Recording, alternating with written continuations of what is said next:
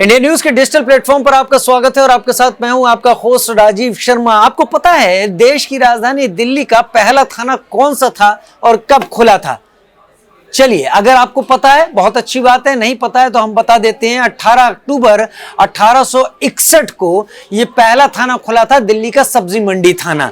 जी हां, और यहां पर उस दिन एक एफआईआर भी दर्ज हुई थी। मैं बात करने जा रहा हूं आज अजब गजब मामलों की। तो शुरुआत पहले मामले से और फिर उस कहानी पर आता हूं जो जानकारी आपको हमें देनी है। तो ये जो पहला मामला दर्ज हुआ था, इसमें करीब 2.5 रुपए की चोरी की बात थी। तब के दौर में 2.5 रुपए बहुत बड़ा, बहुत ज्यादा पैसा हुआ करता था और 2.5 रुपए का सामान चोरी किए जाने की बात दर्ज कराई गई थी सब्जी मंडी थाने में 18 अक्टूबर 1861 में।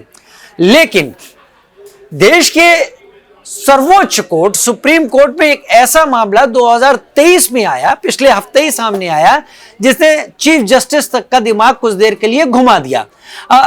दरअसल जो याचिका करता था वो अलग अलग तरीके के ऐसे मुकदमे आते रहते हैं, निचली अदालतों में आते हैं, हाई कोर्ट में आते हैं, लेकिन ये सुप्रीम कोर्ट में पहुंचा और यहां पर आकर याचिकाकर्ता ने कहा कि बॉम्बे हाई कोर्ट के जो चीफ जस्टिस हैं देवेंद्र कुमार उपाध्याय, उनको अभी कुछ दिन पहले गवर्नर ने शपथ दिलवाई थी और गवर्नर ने जो शपथ दिलवाई थी उसमें गवर्नर ने जो मैं बोला था, देवेंद्र कुमार उपाध्याय जो वर्तमान में chief justice Bombay high court के हैं, उन्होंने मैं शब्द नहीं बोला, इसलिए शपथ ग्रहण को दोबारा करवाया जाए। अब इस पर चीफ जस्टिस साहब तो काफी देर तक समझ नहीं पाए कि इसकी जरूरत क्या है, इसकी आवश्यकता क्या है, इस बात को इतना ज्यादा पेचीदा और उलझाने की क्यों जरूरत की जा रही है।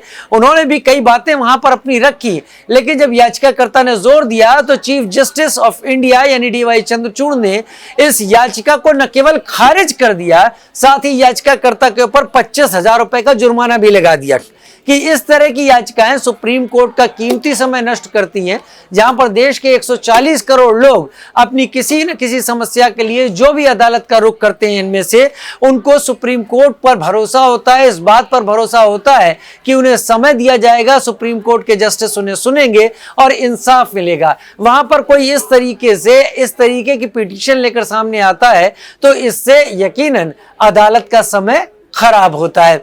आपको क्या लगा इस पूरी घटना को लेकर? वाकई ये अजब गजब मामला था या नहीं, जिसको लेकर चीफ जस्टिस डीवाई चंद्रचूड़ तक परेशान हो गए और उनको न केवल याचिका खारिज करनी पड़ी, इसके ऊपर जुर्माना भी लगाना पड़ा? क्या इस तरीके के और कोई मामले आपको याद हैं जो अदालत के गलियारों में आए हों और चर्चा का विषय बन गए हों?